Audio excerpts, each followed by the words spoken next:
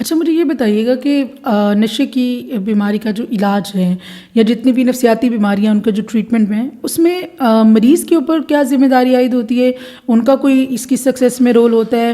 یا اگر ہم فیملی کی بات کریں تو فیملی کا کتنا اہم جو ہے وہ اس میں ایک حصہ ہے، وہ یہ تھوڑا ہم ڈسکس کرنا چاہ رہے ہیں، تو یہ بتائیے گا کہ دونوں کا کیا پارٹ ہے اس میں؟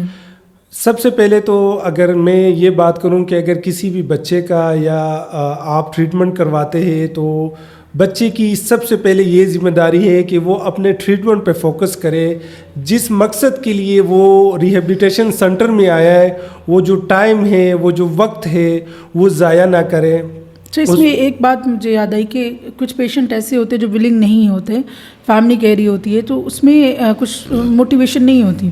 کچھ پیشنٹ جو ہوتے ہیں وہ موٹیویشن کے ساتھ آتے ہیں، تو کیا موٹیویشن کا کوئی ہے رول اس میں؟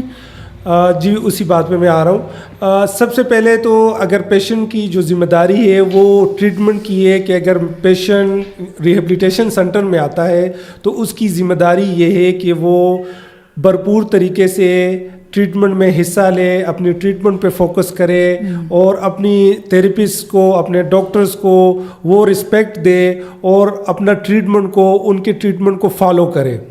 جیسے کہ ٹائم پہ میڈیکیشن لینا، ٹائم پہ کاؤنسلنگ میں آنا، ٹائم پہ جو ہے نماز پڑھنا اور ٹائم پہ ایکسرسائز کرنا. وہ روٹین جو کہ آپ کو ایک ریہیبلیٹیشن سینٹر والے دیتے ہیں اس روٹین کو فالو کرنا.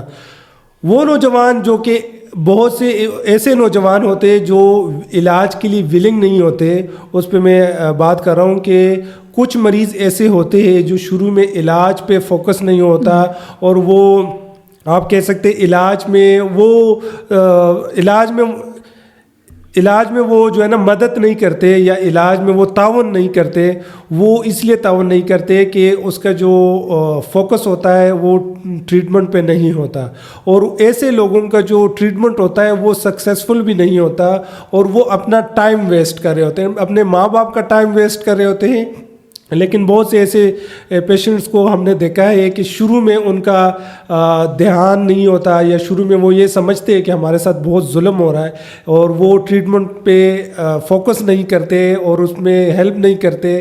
تو وہ آہستہ آہستہ پھر وہ ٹریٹمنٹ میں آنا شروع کر دیتے ہیں، جیسے کہ اس کا ڈیٹاکسیفیکیشن شروع ہو جاتا ہے اور اس میں ان کی جو نشے کی جو طلب ہے وہ ختم ہو جاتی ہے اور اس کو آہستہ آہستہ پھر بہتری کی طرف فیلنگ آتی ہے. تو بہت سے ایسے نوجوان جو کہ شروع میں ڈینائل میں ہوتے ہیں تو وہ آہستہ آہستہ وہ ٹریٹمنٹ پہ فوکس کرنا شروع کر دیتے ہیں، اپنی ٹریٹمنٹ کو روٹین سے فالو کرتے ہیں اور وہ بہتری کی طرف آ جاتے ہیں. ٹھیک ہے.